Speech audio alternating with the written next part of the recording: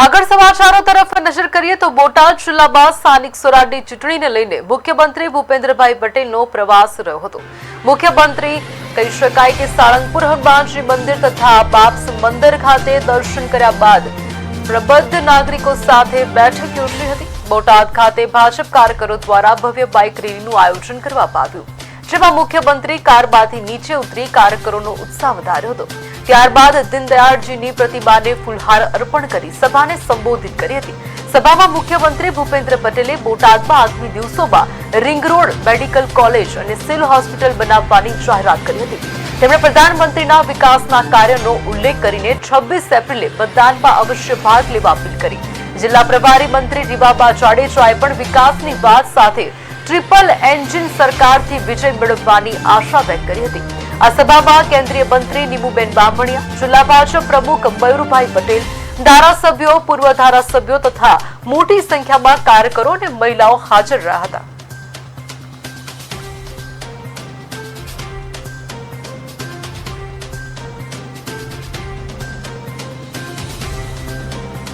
બિલકુલ આજ રોજ બોટાદ જિલ્લા ખાતે આદરણીય મુખ્યમંત્રી શ્રી ભૂપેન્દ્રભાઈ પટેલ સાહેબનો સંપૂર્ણ કાર્યક્રમ હતો। બપોરથી લઈ અને અત્યાર સુધી આપ જોઈ શકો છો તેમ સૌપ્રથમ તો સાળંગપુર દાદાના દર્શન કરી અને સ્વામિનારાયણ મંદિર ખાતે સંતોની સાથે પરામર્શ, વિચાર વિમર્શ અને આશીર્વાદ લઈ અને રેલી સાથે આજે જ્યારે આ જન સમર્થન સભામાં ઉપસ્થિત થયા ત્યારે લોકોનો જે એક ઉત્સાહ અને વિકાસની રાજનીતિને પસંદ કરવાનો જે ઉમંગ હતો એ ક્યાંક ને ક્યાંક ઝલકાઈ રહ્યો હતો। અને બોટાદ જિલ્લામાં જે રીતે વિકાસના કામો છેલ્લા કપલ ઓફ યર્સથી થયા છે એને જોતા અને સમગ્ર ગુજરાતને કેન્દ્ર સ્થાનમાં રાખીને ડબલ એન્જિનની સરકારના માધ્યમથી, કેન્દ્ર સરકાર અને રાજ્ય સરકારના માધ્યમથી જે વિકાસના પ્રકલ્પોને સિદ્ધ કરવામાં આવ્યા છે અને ભારતના વિકાસમાં ગુજરાતના વિકાસનું યોગદાન જ્યારે સવિશેષપણે જણાઈ રહ્યું હોય ત્યારે આ સ્થાનિક સ્વરાજની ચૂંટણીમાં બોટાદ જિલ્લા ખાતે ખૂબ જ લોકોનો એક જે સહકાર છે અને વિકાસની રાજનીતિને પસંદ કરવાનું અને શ્રેષ્ઠ નેતૃત્વ આ દેશના યશસ્વી પ્રધાનમંત્રી શ્રી નરેન્દ્રભાઈ મોદી સાહેબ ઉપર જે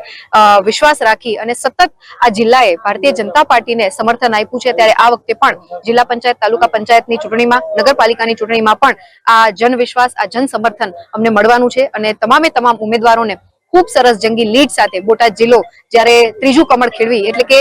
ત્રણે ત્રણ ટ્રિપલ એન્જિનની સરકારના માધ્યમથી આગળ મોકલવાના હોય ત્યારે હું હૃદયપૂર્વકનો માનનીય મુખ્યમંત્રીશ્રીનો આભાર વ્યક્ત કરું છું આ જિલ્લાના પ્રભારી મંત્રી તરીકે અને સાથે સાથે તમામ ઉમેદવારોને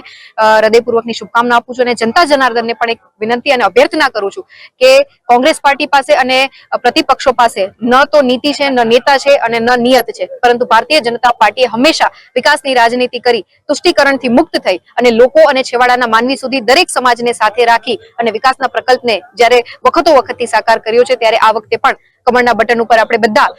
દબાવીએ અને તમામે તમામ ભારતીય જનતા પાર્ટીના ઉમેદવારને મજબૂત અને જંગી લીડ સાથે જીતાડ્યો એ જ અભ્યર્થના સાથે હું ખૂબ ખૂબ હૃદયપૂર્વક એમનો આભાર